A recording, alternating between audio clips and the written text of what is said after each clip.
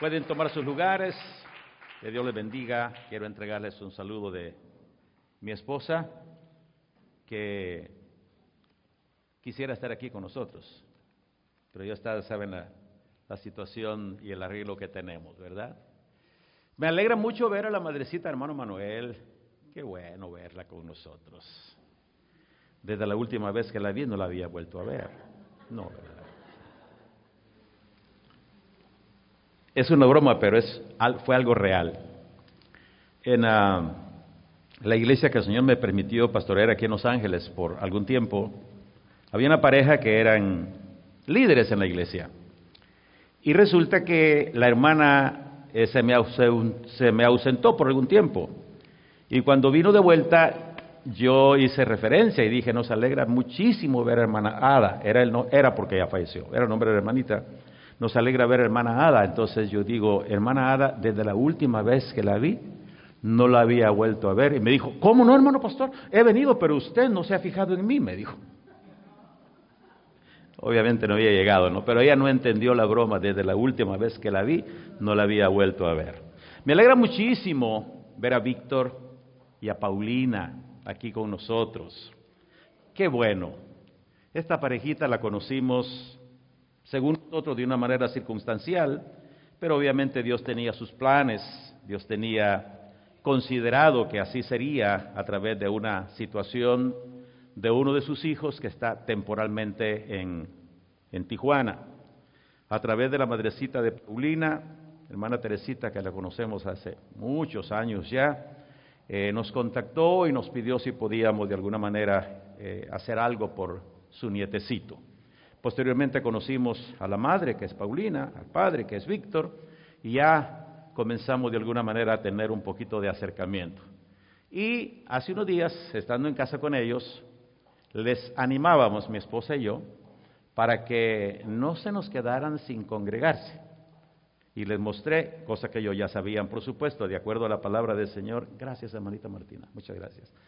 Que la palabra de Dios, literalmente hablando, nos insta a no quedarnos en casa, a no dejar de congregarnos, a no dejar de asistir, a mantener relación con otros creyentes, ¿no? Y les animamos, oramos con ellos. ¿Y cuál fue mi sorpresa? Que mi esposa me comentó el mes pasado que ella estuvo acá, que habían estado acá Víctor y Paulina. Así que qué bueno que están acá. Los felicito de todo corazón. Qué bueno. Muy bien, quiero compartirles la palabra del Señor. Y fíjese, estaba pensando, la segunda alabanza que se cantó, que en su mayoría fueron alabanzas que nos instan, que nos motivan a la adoración. No estoy diciendo que el resto de composiciones, de canciones, de salmos no sean apropiados, no, pero por alguna razón yo se los he manifestado a ustedes anteriormente y lo reitero, que soy muy asiduo con las alabanzas de adoración, las que nos motivan a la adoración. Y en un segmento del segundo coro que se cantó hoy, decía, ganas todas mis batallas, afirmas mis pies en la roca. Y de inmediato lo familiaricé con el título de mi predicación en esta mañana, Jesucristo, nuestra roca. De inmediato así lo familiaricé. Vamos a ir a la palabra bendita del Señor. Ya los versículos están aquí anotados en la pantalla, al frente. Gracias, pastor, por hacer eso a favor de la congregación, porque esto obviamente ayuda muchísimo, ¿no? Para no andar batallando un poquito. Yo lo reconozco que hay muchos hermanos que todavía tienen un poquito de dificultad con el manejo, con el conocimiento de la Escritura, y vacilan un poquito para encontrar los pasajes. Y no solamente ustedes, de repente también nosotros ya con tantos años batallamos un poquito, pero eso es una gran facilidad. Son dos pasajes de la Escritura que compartiré para iniciar como base de esta predicación titulada Cristo o Jesucristo nuestra roca. Primera de Corintios capítulo 10, versículos 1 al 4, y Segunda de Pedro capítulo 2 y su versículo 6. Primera de Corintios 10, 1 al 4 dice, porque no quiero, hermanos, que ignoréis que nuestros padres todos estuvieron bajo la nube y todos pasaron el mar. Y todos en Moisés fueron bautizados en la nube y en el mar. Y todos comieron del mismo alimento espiritual. Y todos bebieron de la misma bebida espiritual, porque bebían de la roca espiritual que los seguía. Y la roca era Cristo. Si ustedes notan, está subrayado ahí. Qué interesante, ¿cierto? Y la roca era Cristo. Por supuesto, yo sé que algunos cuando leen el Antiguo Testamento dicen, pues Jesucristo aquí no aparece. Jesucristo aquí es ignorado total y completamente, error garrafal. Cada vez que en el Antiguo Testamento encontramos estas frases, el ángel de Jehová, el ángel de Adonai, cada vez que encontramos esa frase, la referencia es precisamente a Jesucristo, nuestro bendito Señor y Salvador. Ahora, Primera de Pedro, capítulo 2 y versículo 6, dice, por lo cual también contiene la Escritura. He aquí pongo en Sión la principal piedra del ángulo, escogida, preciosa, y el que creyere en él no será avergonzado. Muy bien, Jesucristo, nuestra roca. Todo lo que necesitamos se encuentra en la persona de nuestro Señor Jesucristo, quien derrama misericordia y compasión sin límites. Oiga esto, derrama misericordia y compasión sin límites. En una de las varias expresiones en el libro de los Salmos dice, Señor, hasta los cielos llega tu misericordia. Cuán preciosas, oh Dios, expresa el salmista, son tus misericordias.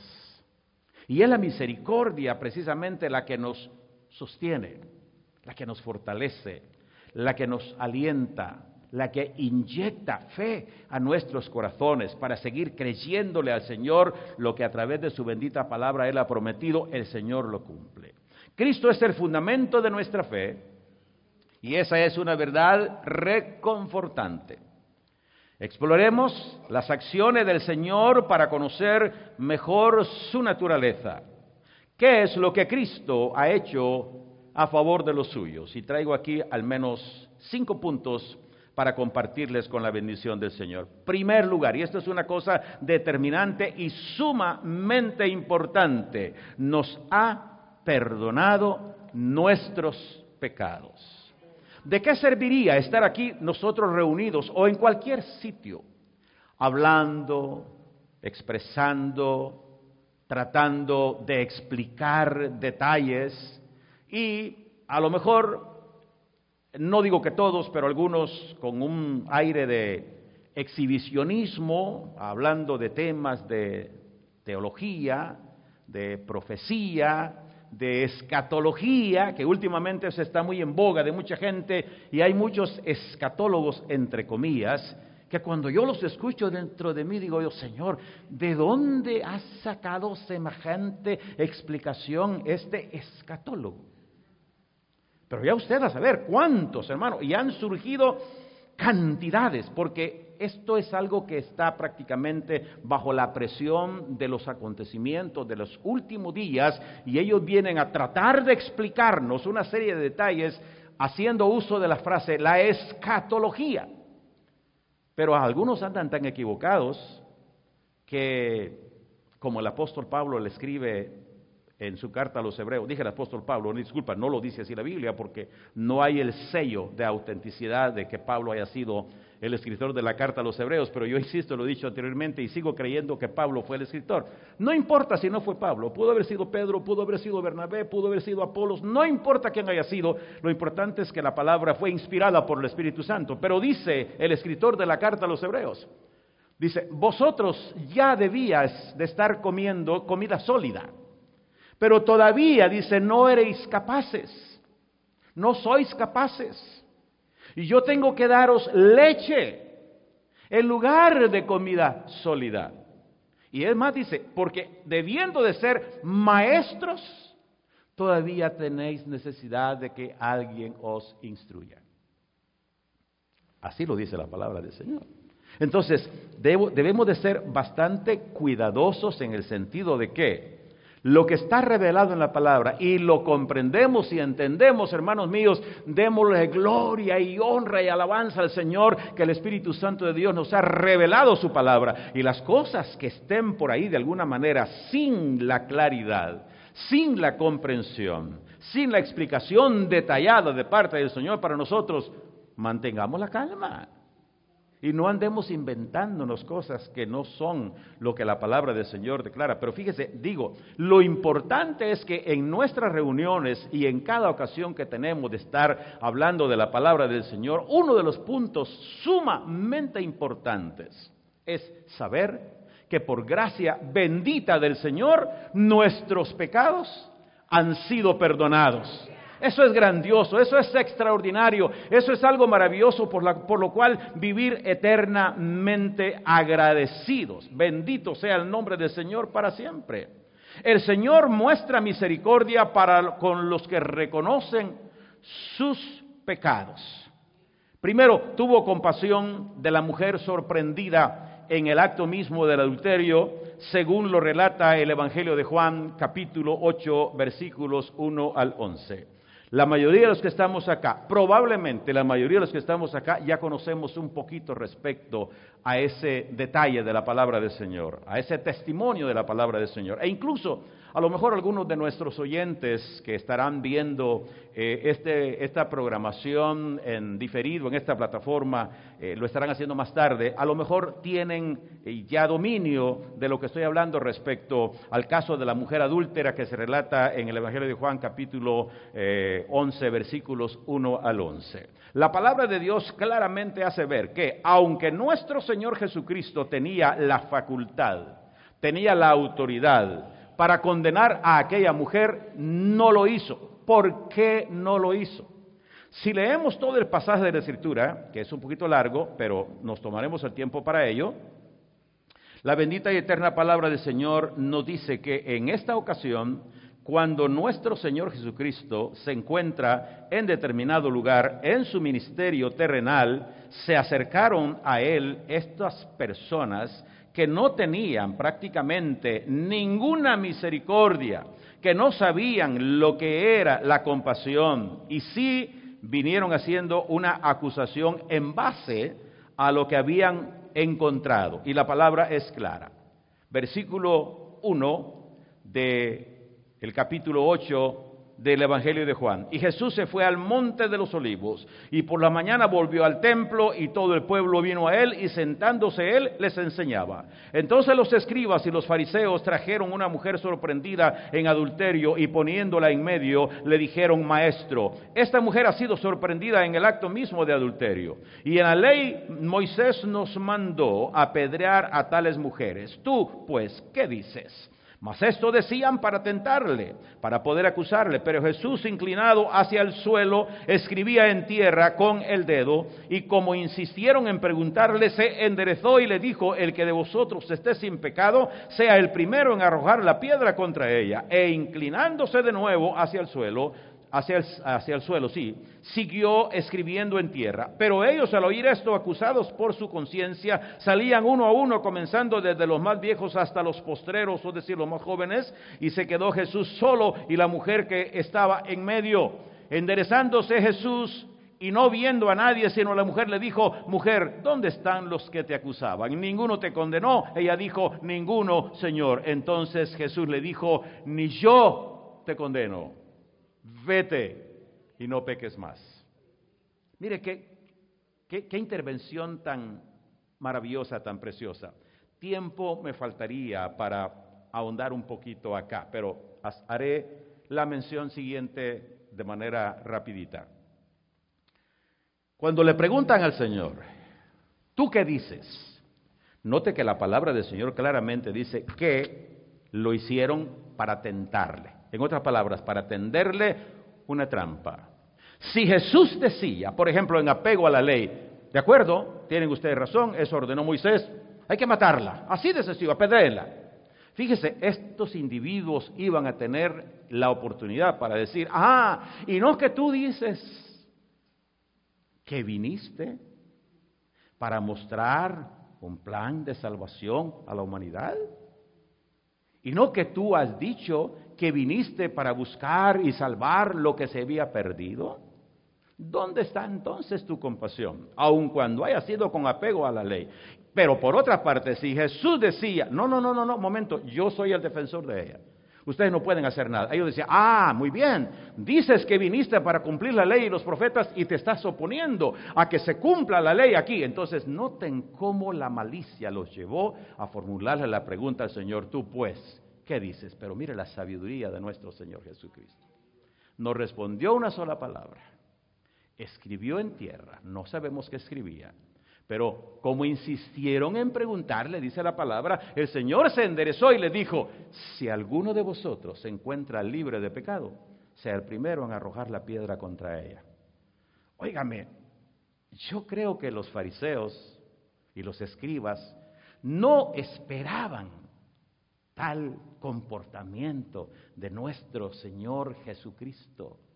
Se quedaron impávidos, helados, fríos, confundidos y haciéndose una serie de preguntas internas y como de alguna manera su propia conciencia, vaya que por lo menos le funcionaba la conciencia, ¿verdad?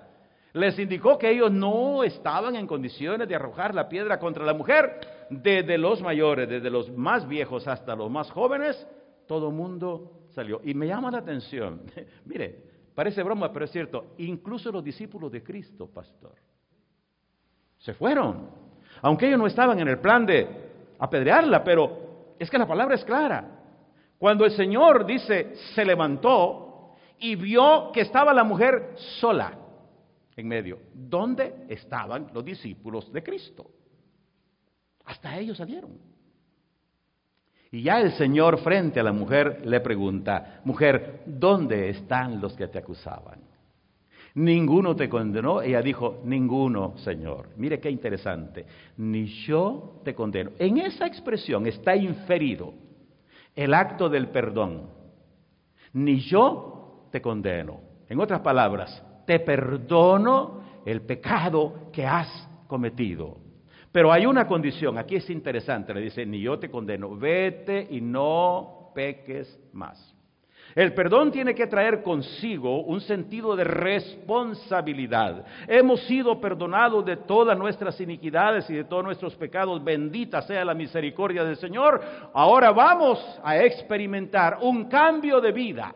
Vamos a experimentar una transformación. Vamos a experimentar una vida nueva. Ya somos perdonados y ahora ya hay una relación íntima y cercana con nuestro Creador, porque lo que impedía que hubiese algún acercamiento a la presencia de Dios, el pecado, ya fue eliminado, ya el Señor nos perdonó y ahora nos gozamos en la presencia del Señor sabiendo que somos perdonados por la gracia bendita de Dios.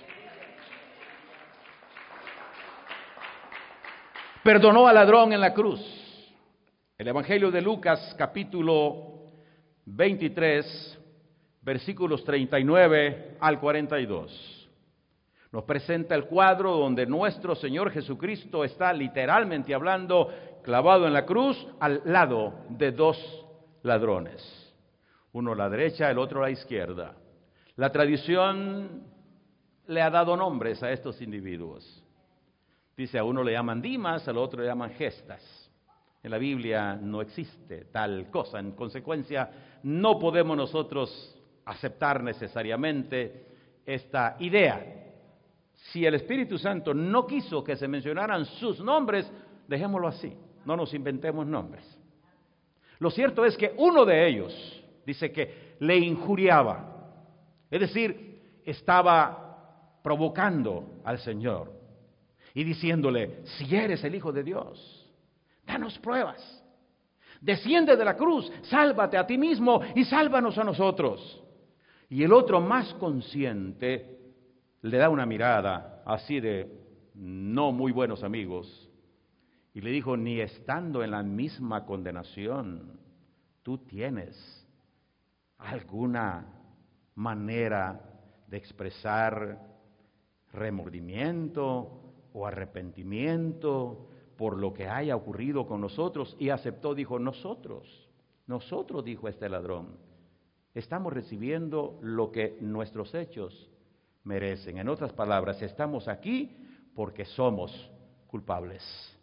Y dirigiéndose al Señor le dice, acuérdate de mí cuando vengas en tu reino. ¿Y qué le respondió nuestro Señor Jesucristo? De cierto te digo, hoy estarás conmigo en el paraíso. La palabra perdón aquí no aparece. Sin embargo, en esa respuesta del Señor, hoy estarás conmigo en el paraíso, y en base a lo que este ladrón suplicó en el último instante de su vida, el Señor le está diciendo, a partir de este momento, tu pasado queda sepultado, perdón absoluto, total y completo para ti, hoy estarás conmigo en el paraíso. Bendita sea la misericordia del Señor. Segundo lugar, lo que el Señor ha hecho a favor de nosotros, consuela a los que sufren. Consoló a María y a Marta, o Marta y María, póngalo como quiera, que lloraban la muerte de su hermano Lázaro. El testimonio, el relato lo encontramos en el Evangelio de Juan, capítulo 11, versículos 32 al versículo 43. Tienen ustedes en la pantalla los versículos, pero escúchenme. Nuestro Señor Jesucristo no estaba en Betania, estaba un poquito retirado. Y le mandan un mensaje a las hermanas, eso no aparece en estos versículos todavía, pero para entrelazar esto, y le mandan decir al Señor, el que amas está enfermo, ven y pon la mano sobre él. Y cuando el Señor recibe el mensaje, que no era la manera de comunicarse como lo tenemos usted y yo hoy, ¿no? Con las redes sociales, con la internet, qué facilidad, ¿no? Mandamos un mensaje, en fracción de segundos está recibiéndolo allá. Y la respuesta, y así, estamos tan habituados ya a esto, ¿no? Pero en aquel tiempo era diferente. No sé cuánto tiempo le tomó al mensajero o los mensajeros para llegar donde el Señor estaba, y cuando el Señor recibe aquella noticia, en lugar de salir corriendo, el Señor se quedó todavía. Y los discípulos un poquito inquietos, intervienen y dicen, Señor, ¿qué pasó? ¿No vamos a ir? Y el Señor dijo, no, esta enfermedad no es para muerte. Es para que el nombre de Dios sea glorificado. Y ya se imaginan ustedes la reacción de los discípulos diciendo, no entendemos, Señor. Pero si nos están pidiendo que vayamos, que vayas tú para intervenir y colocar tu mano de sanidad sobre el cuerpo de Lázaro y que lo levantes. Pero no, y el Señor no solamente no fue en ese momento, sino que se quedó mucho más tiempo allá. Se quedó 4 días. Y cuando el Señor finalmente viene a Betania, Marta era un poquito inquieta, Marta era muy emocional, se entera de que nuestro Señor Jesucristo está llegando a casa y sale corriendo, ni siquiera había entrado el Señor a la ciudad, y sale corriendo y al encontrarlo, llorando le dice, Señor, si hubieras estado aquí, mi hermano no habría muerto. Fíjense. Y el Señor entabla una conversación con Marta, queriendo calmar ese estado de ánimo, queriendo calmar aquellas emociones desbordadas. El Señor trata de consolarla y el Señor, entre otras cosas, el Señor le dice, no te he dicho que si creyeres verás la gloria de Dios. Y le preguntó, ¿tú crees que tu hermano resucitará? Dijo, yo sé que resucitará, pero en el día postrero. Era como decir, ya, ahorita, ahora ya no hay esperanza, ya se murió. Y cuando también a María le comentan, el Señor ha venido, María entonces también sale corriendo y encuentra al Señor y le dice casi las mismas palabras literalmente, con una pequeña variante. Marta dijo, si hubieras estado aquí, mi hermano no habría muerto. Y María dice, si hubieras estado aquí, no habría muerto mi hermano. Esa es la diferencia, pero está diciendo exactamente lo mismo.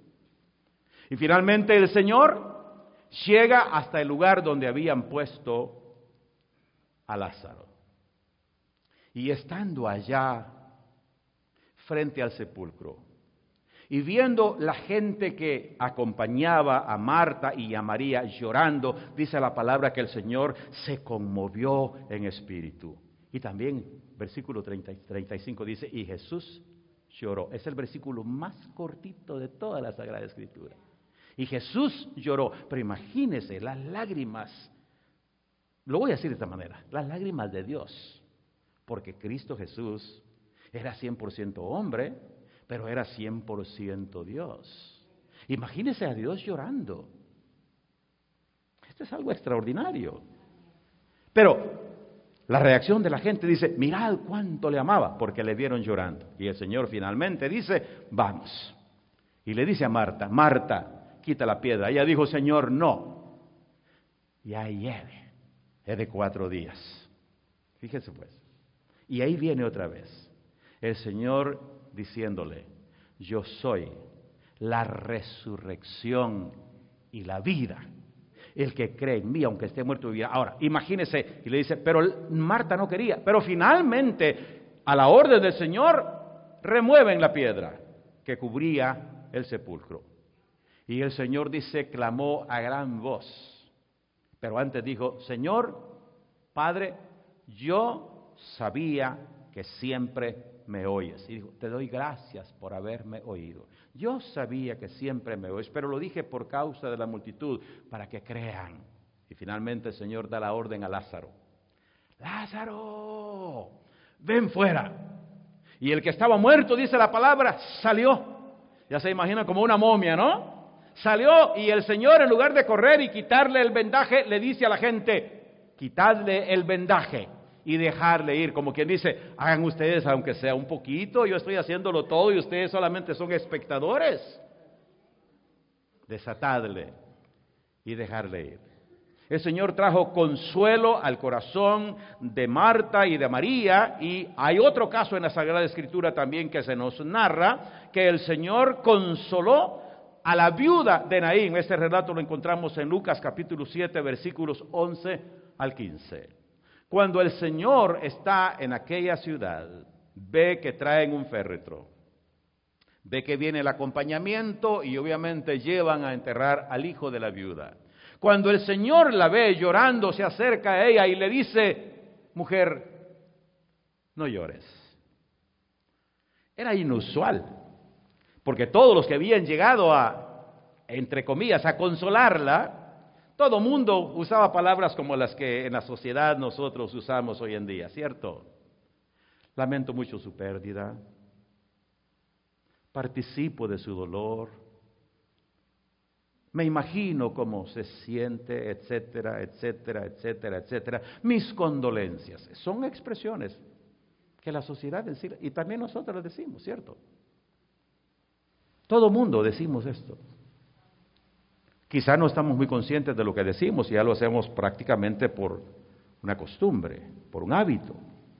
Y quizá no necesariamente participamos del dolor de nuestros hermanos, de nuestros amigos, de nuestra familia, pero cuando el Señor encuentra a la mujer, en lugar de decirle mis condolencias sinceras, el Señor le dice, no llores.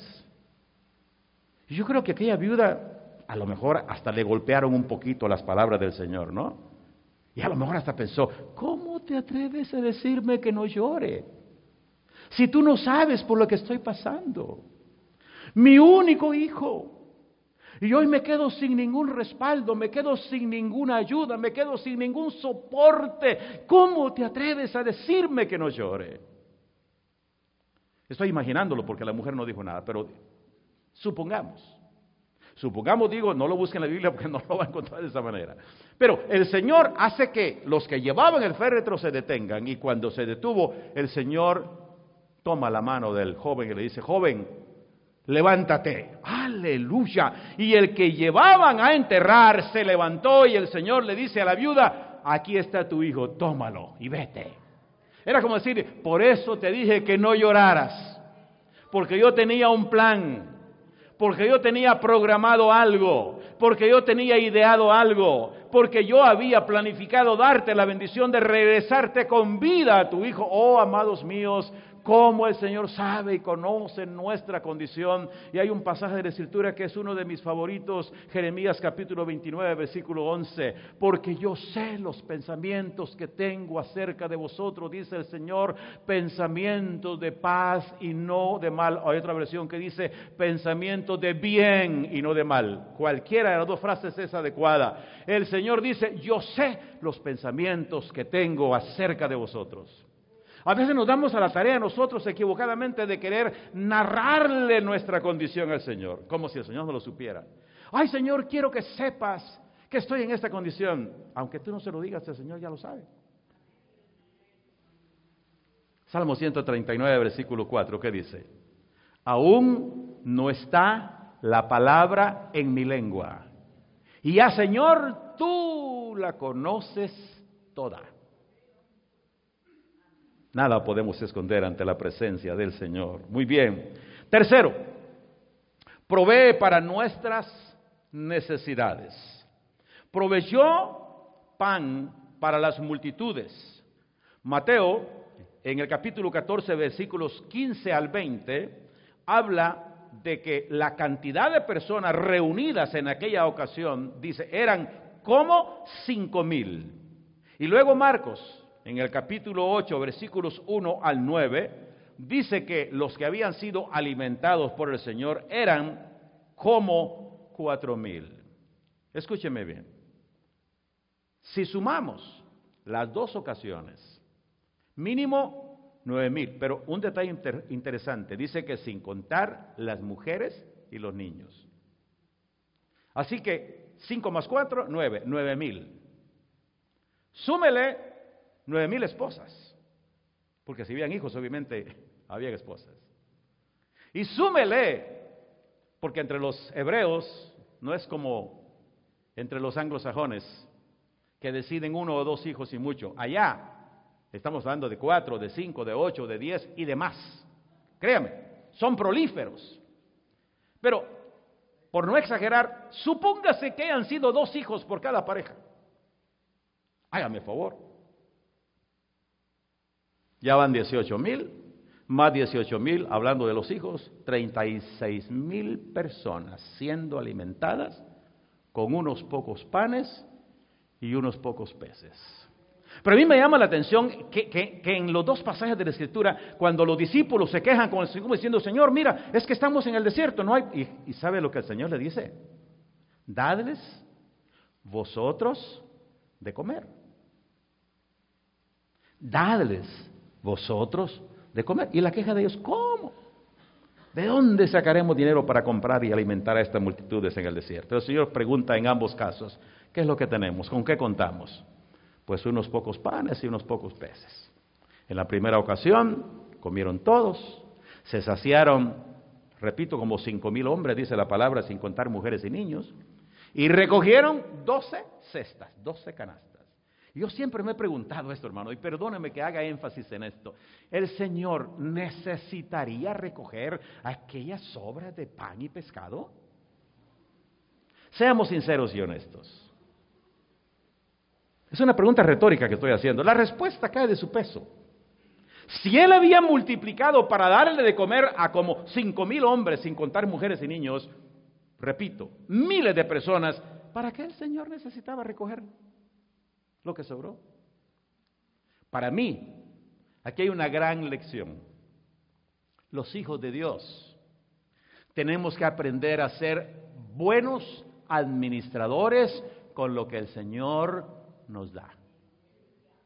No se trata de, como decimos en mi país de origen, en Guatemala o en otros lugares, no dicen, pero hacemos esta señal.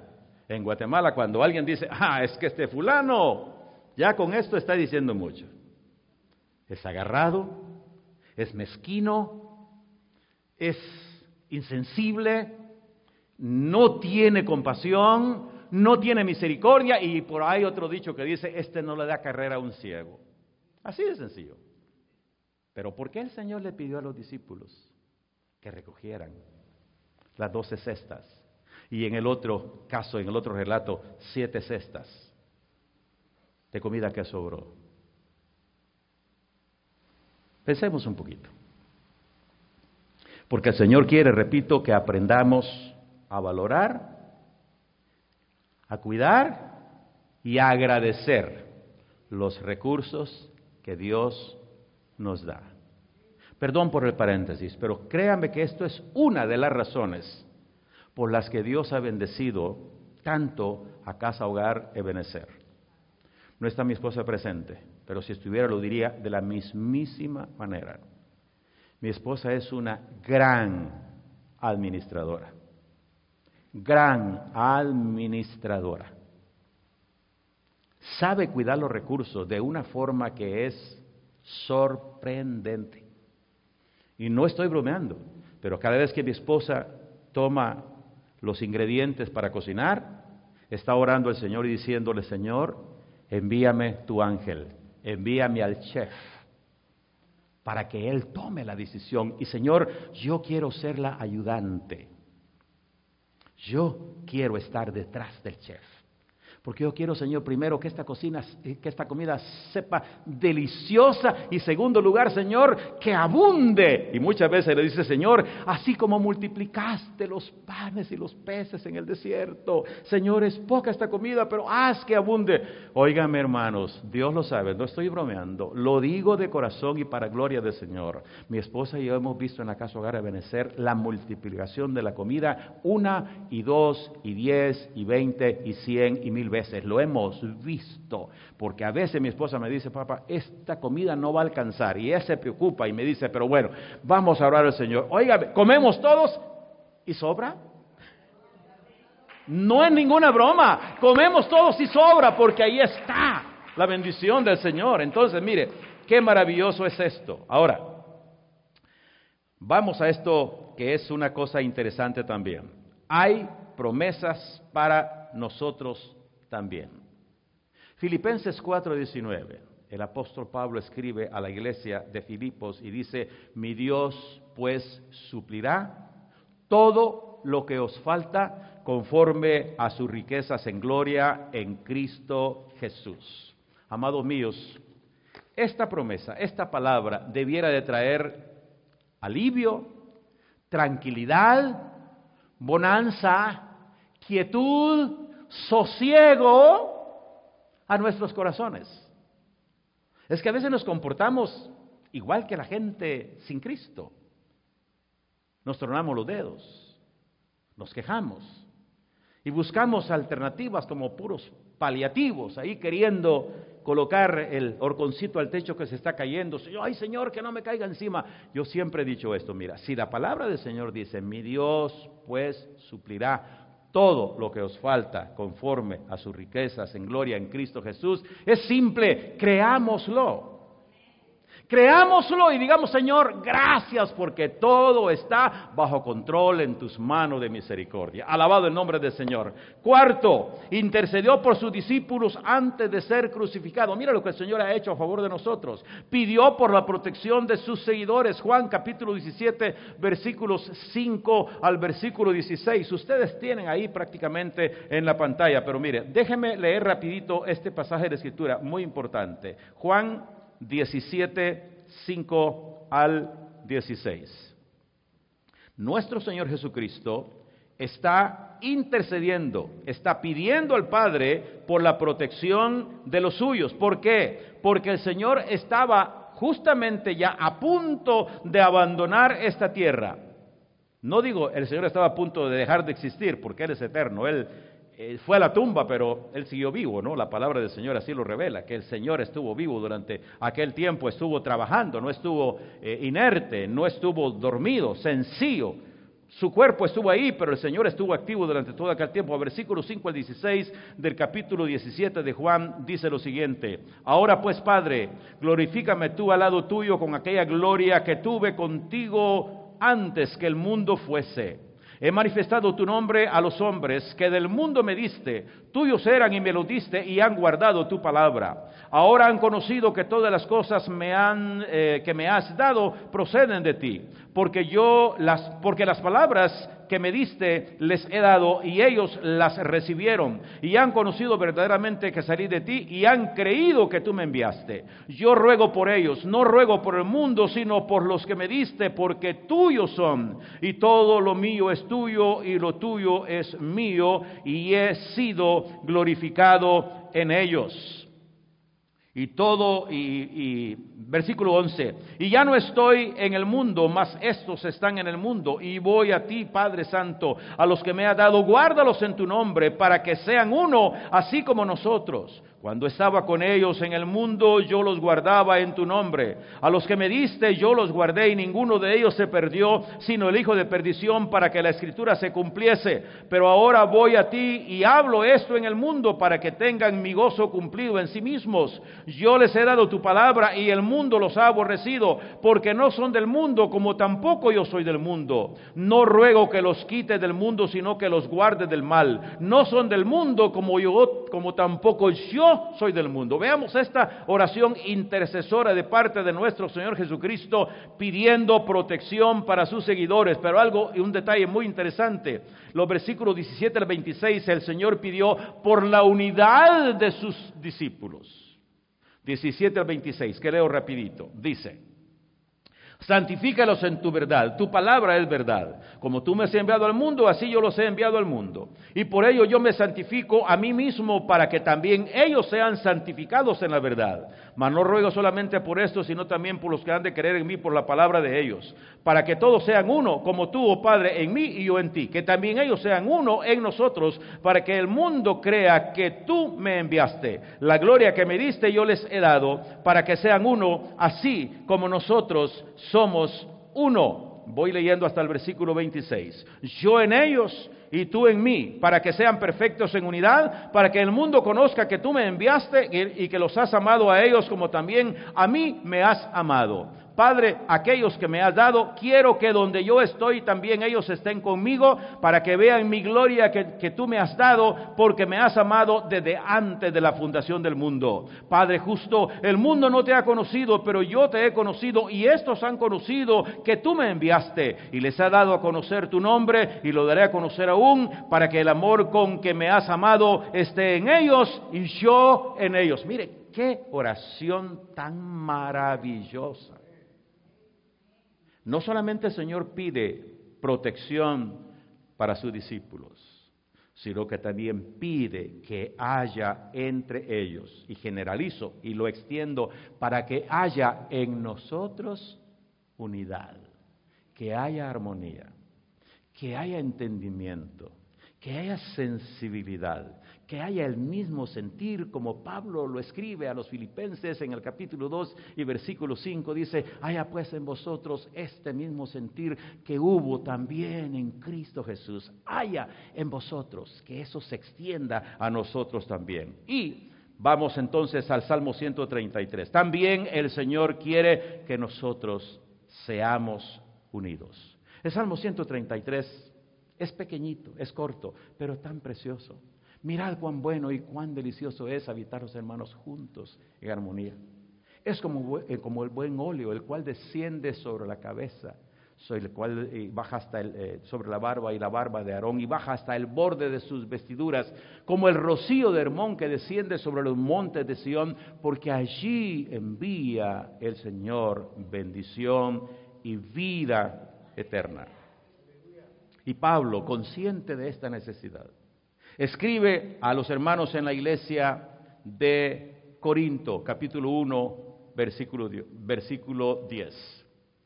Hermanos, os ruego por el nombre de nuestro Señor Jesucristo, que habléis todos una misma cosa, y que no haya entre vosotros divisiones, sino que estéis perfectamente unidos, note esto, en una misma mente y en un mismo parecer.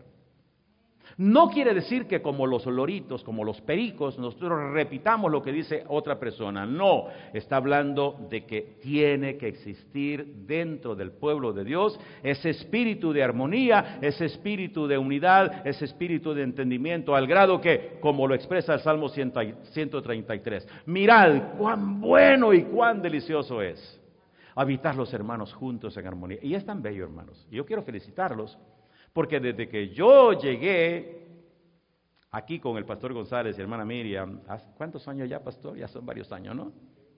17 años aproximadamente, imagínense.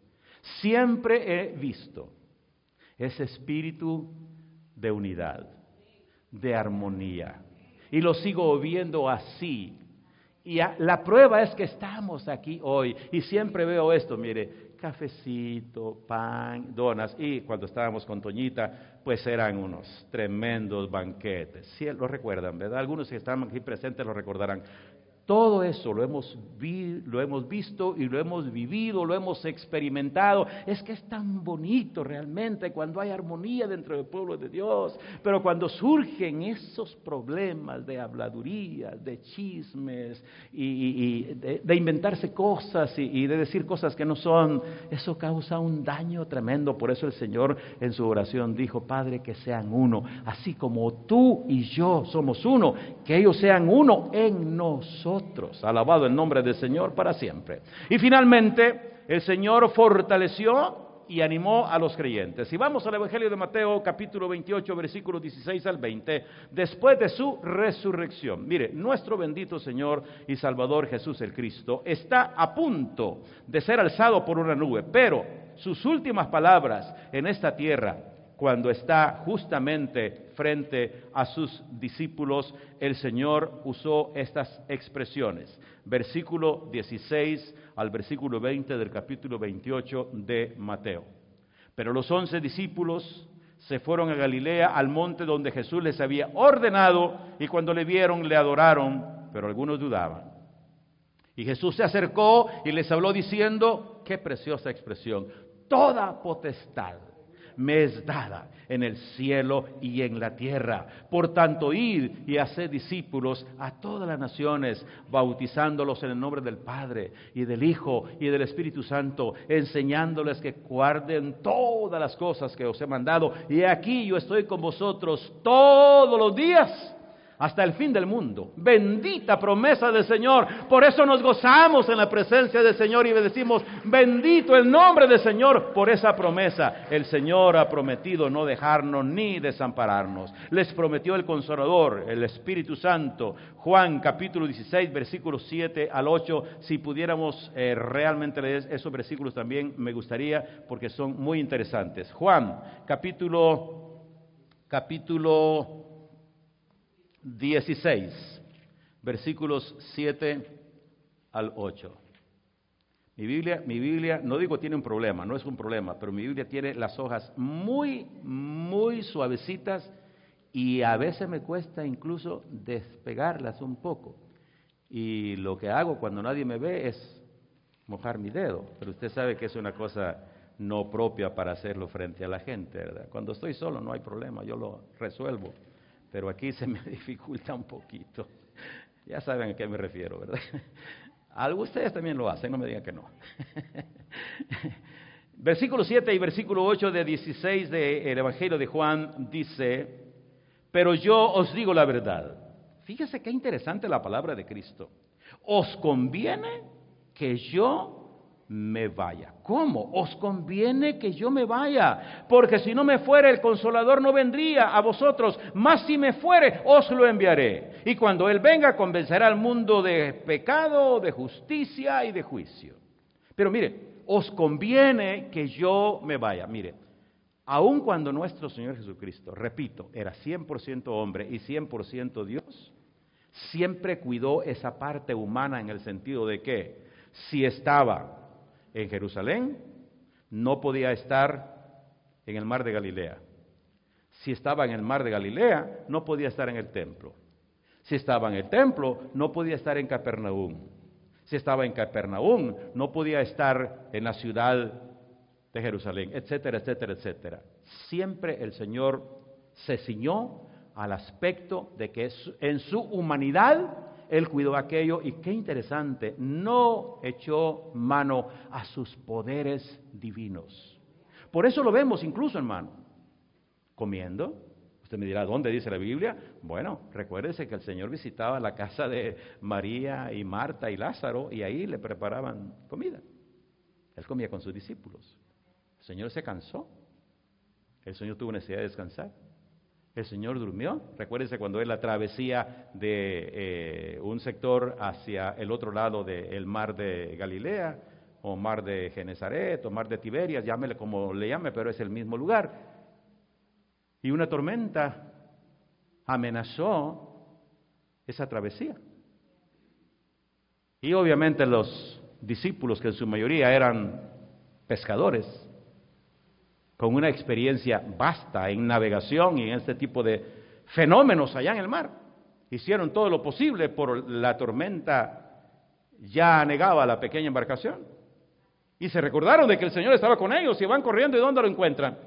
Que el Señor estaba durmiendo, literalmente hablando, el Señor estaba durmiendo. Yo no sé quién de ellos llegó, pero le dio una tremenda sacudida al Señor, como hacemos nosotros a veces de manera imprudente, ¿no? Y le dijo: maestro, que perecemos. Y el Señor se le quedó viendo simplemente. Y el Señor viene y les llama la atención, dice: hombres de poca fe, ¿por qué dudasteis? Su preciosa mano extendida, ordenándole al mar embravecido, a la tormenta: calla, enmudece. No se puso histérico, no se puso a gritar, no dijo una sola palabra de queja, no, con esa autoridad que le caracterizó: calla, enmudece. ¿Y qué dice la palabra? Se hizo grande bonanza, tranquilidad, quietud. Hermanos míos, ese mismo Jesús, con esa autoridad divina, está con nosotros. Y en los momentos de la tormenta, en los momentos de que la situación verdaderamente se pone complicada y muy difícil, no olvidemos, el Consolador está con nosotros. Hechos 1, 6 al 9, nos habla de cuando el Señor, ordenando a sus discípulos, les pidió que justamente hicieran lo que Él les había ordenado, y que en obediencia a las palabras del Señor, ellos permanecieran en el lugar señalado por el Señor. Entonces los que se habían reunido le preguntaron diciendo: Señor, ¿restaurarás el reino de Israel en este tiempo? Y le dijo: no os toca a vosotros saber los tiempos o las sazones que el Padre puso en su sola potestad, pero recibiréis poder cuando haya venido sobre vosotros el Espíritu Santo, y me seréis testigos en Jerusalén, en toda Judea y en Samaria, y hasta lo último de la tierra. Y habiendo dicho estas palabras, viéndolo ellos, fue alzado y le recibió una nube que le ocultó de sus ojos. ¡Wow! ¿No podemos llamarle a esto manifestación de poder? Por supuesto que sí. ¿Quién más? ¿Qué ser humano ha sido capaz de que una nube venga? Mire el transporte que usa el Señor, hermano. Es único, ¿verdad? Mire, y no causa contaminación al ambiente. Una nube, aleluya, lo alzó hacia el cielo. Y con sus últimas palabras diciéndole a sus discípulos: quédense allí hasta que sean investidos del poder de lo alto. Concluyo. El Señor Jesús sigue perdonando, consolando, proveyendo, intercediendo y dando poder hoy. Alabemos y glorifiquemos a nuestro Padre Celestial por esa roca inconmovible que nos ha provisto en la persona de su Hijo unigénito, nuestro bendito Señor y Salvador Jesucristo. Cristo es nuestra roca. Aleluya, alabado el nombre del Señor para siempre. Dios bendiga a las personas que estarán viendo esta prédica en diferido más tarde. Los bendecimos en el nombre del Señor y les animamos y les decimos: cualquier necesidad que tengan, escuche bien esto, siempre que sea algo que realmente se ajuste a la voluntad de Dios, podemos pedir, podemos confiar, podemos creer, y cuando le pedimos al Señor con fe, la respuesta del Señor llega. Dios les bendiga, gracias por estar con nosotros en esta ocasión. Hermanos míos, que Dios nos bendiga.